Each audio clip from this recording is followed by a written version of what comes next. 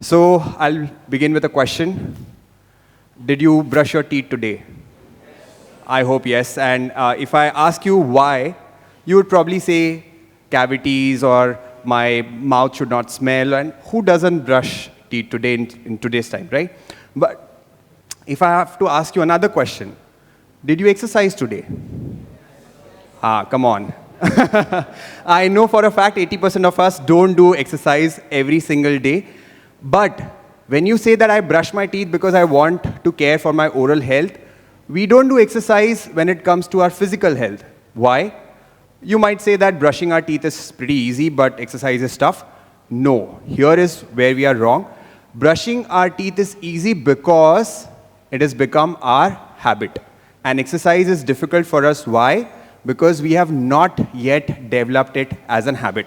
Okay?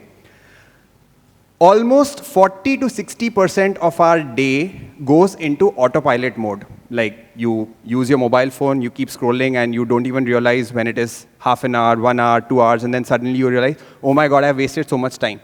This happens every single day. We are on autopilot mode for 40 to 60%, even 90% for some people. So here is what is important. When you talk about habits, it's the most important thing. If you talk about physical fitness, if you talk about your professional success, or if you talk about anything that you want to learn, unless and until it becomes part of our habit, or I would say unless we are consistent with it, it's not going to work for us, and I'm sure we have had our experiences. Now let me tell you why I talk about habits so much and what has it created in my life. So I started teaching yoga online. I was teaching it before also, but I started teaching it online 22nd March 2020, the day of lockdown. That was day 1. And I had 3 people joining my yoga session. After 1,613 days, where I have taken a live session every single day, even after I had dengue, I had COVID twice, I had a knee injury, or I have fallen sick once in a while. Still, I ensured that I follow a routine. I take my yoga session every single day. In the morning today, I had 279,140 people attending a live yoga session. Now, thank you. This is absolutely magical. If you tell someone, when you are teaching 3 people in an online medium, that one day you will be teaching 3 lakh people, they would probably think you're joking. And that was the case with me also. I did not realize, or I did not even think or even aim in my life that I would want to teach 3 lakh people in an online yoga session. But it happened. Why? Not because I wanted to come first like we do in our classes, or I wanted to reach X number of people. I just wanted to follow a habit of teaching every single day. Now the interesting part is, of course, we just heard that we have the largest online yoga class. We have a Guinness record on that. But the interesting part is not this. The interesting part is, on day 1, I had 3 people. After 1 year of regular teaching, I had 120 people in my yoga session. After 2 years, I had 1,130 people. After 3 years, I was at 81,000. Here, I have stopped expecting anything more than what I have in my life. I was so happy. But when you're happy and you continue following the process, this is what happens. In any habit, when you start doing it consistently, you never get results. Never. If it's a good habit, by the way. Whenever we keep doing it, you keep improving on it, magic happens. And I still don't believe today that I'm teaching 3 lakh people in an online session. We have, in the past 4 years, we have touched 60 lakh people. Can you just imagine how many people we have taught? And honestly speaking, when I was teaching 3 people in my first class, I thought the maximum that I can teach is 1,000. That was an impossible number. You say now that you aim for the moon and then you reach the sky, some proverb like that. But this is phenomenal. And that's why I keep telling people that focus on building a process, building a habit, and becoming consistent rather than aiming for your target. Because your target will always be limited by your mind. You will be able to think, oh, I want to just excel, or I want to come first in my classroom. But the life is much, much more beyond that. Yeah? So now the obvious question is, bad habits are so simple, right? You just keep scrolling and time is gone. But when you want to build a good habit, it is challenging. Of course, yes. What is the difference? Or why is a bad habit easy and why is it a good habit difficult or challenging? The answer is pretty straightforward.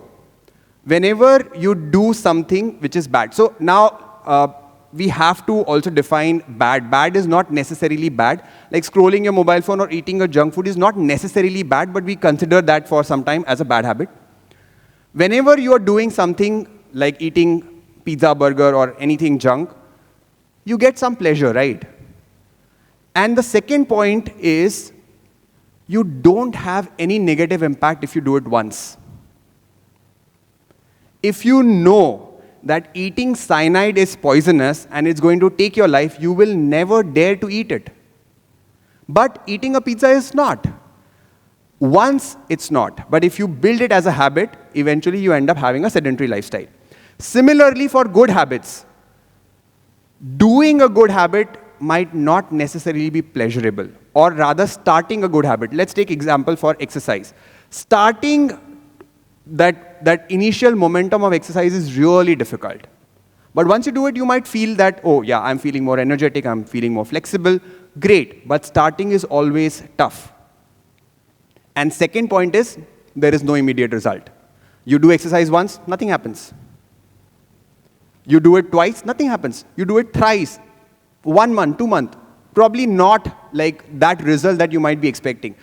That's why bad habits are easy to form and good habits are difficult to form. They are not difficult necessarily. It's just like brushing your teeth.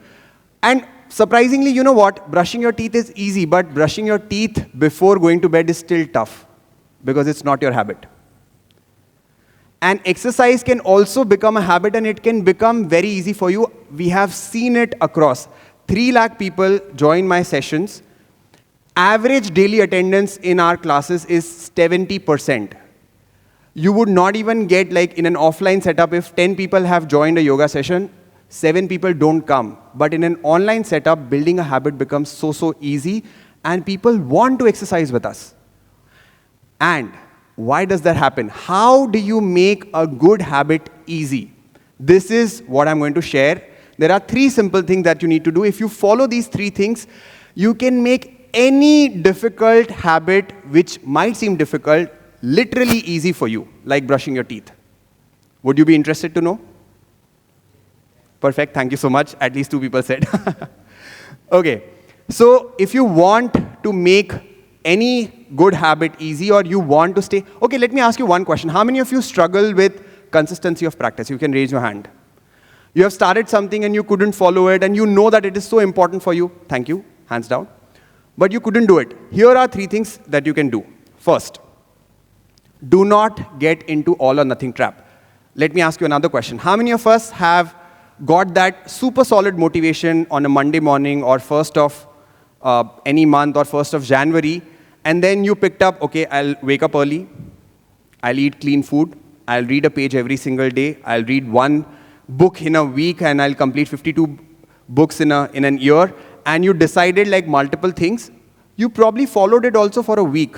But after that, when your motivation went down, you stopped doing literally everything. Raise your hands if you have experienced something like this. This is precisely called as the all or nothing trap. Either we do everything or we stop doing everything. So, next time, whenever you start a habit, never rely on your motivation. When your motivation is high, you take wrong decisions for your habits. So whenever you are motivated to start something, always choose the least possible action that you can do when you are not motivated. Suppose you are not motivated to read, you can still read 1 page, at least a page. And I'm sure if you decide that you want to read 1 book a week, in 12 months, you will read 0 books. But if you read 1 page a day, you will probably end up reading much, much more than even what you thought. So never ever start doing everything at once. Take small steps.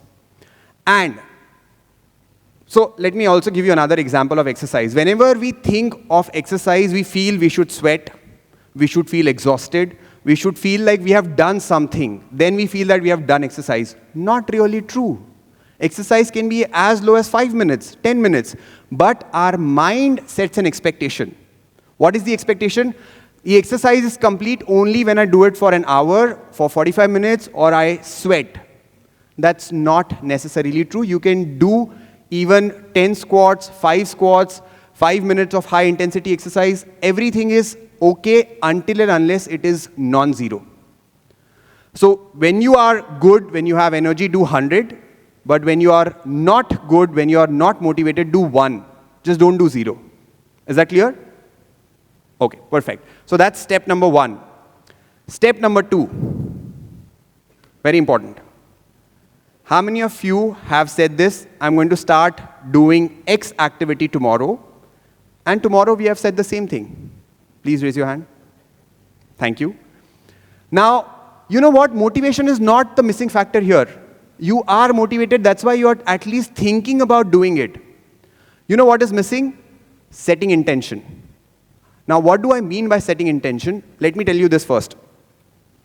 Setting intention is going to help you it is 40% more likely that you will do an activity if you set an intention. Now, setting intention is as simple as taking the decisions before, like one day before and not just before the activity. Suppose I usually teach yoga, so my normal examples are all about exercise, but you can relate to your activity also.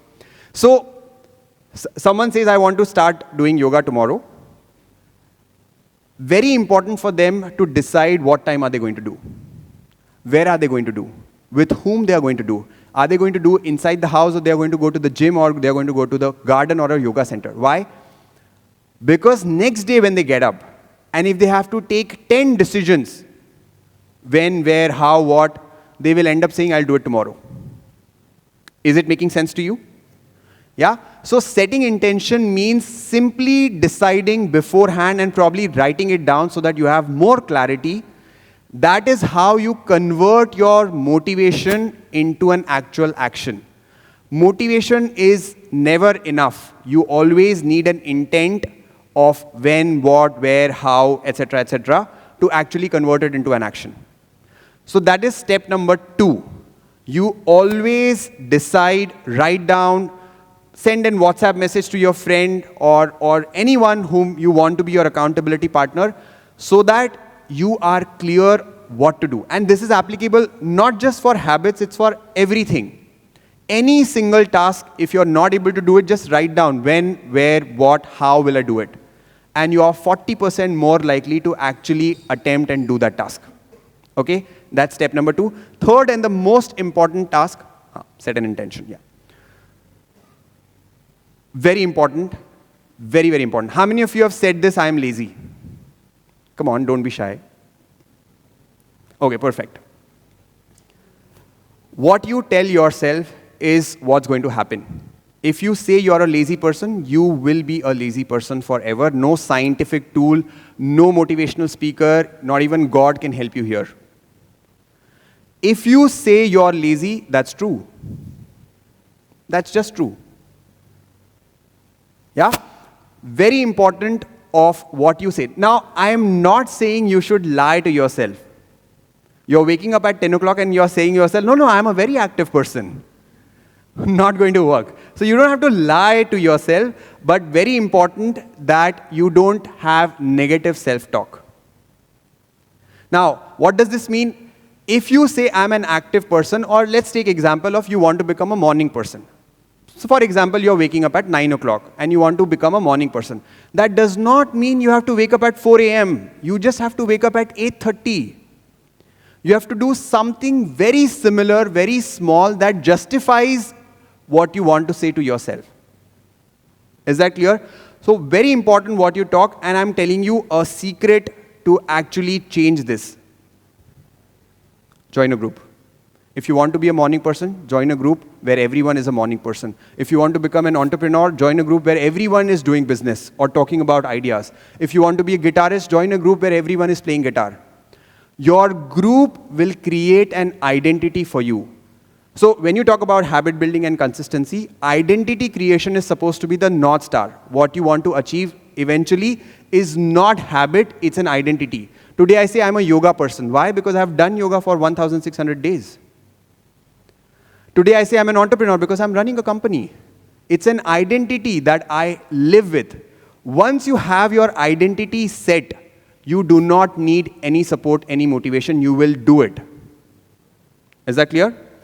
So that is the last thing and the most easiest thing to do. Join a group where your desired outcome is a normal behavior. Everyone behaves in a way how you want to be. Is it making sense? Yes? So your friends will define your identity. If they do wrong, you are very likely, I'm not saying you will 100% do wrong, but you are very, very likely to do wrong. And if they are doing good, you are very, very likely to actually do good. So you have to ensure that your surrounding also supports your good habits. That's the last thing I want to say. If you build your habits today, your habits will build you tomorrow. Thank you so much.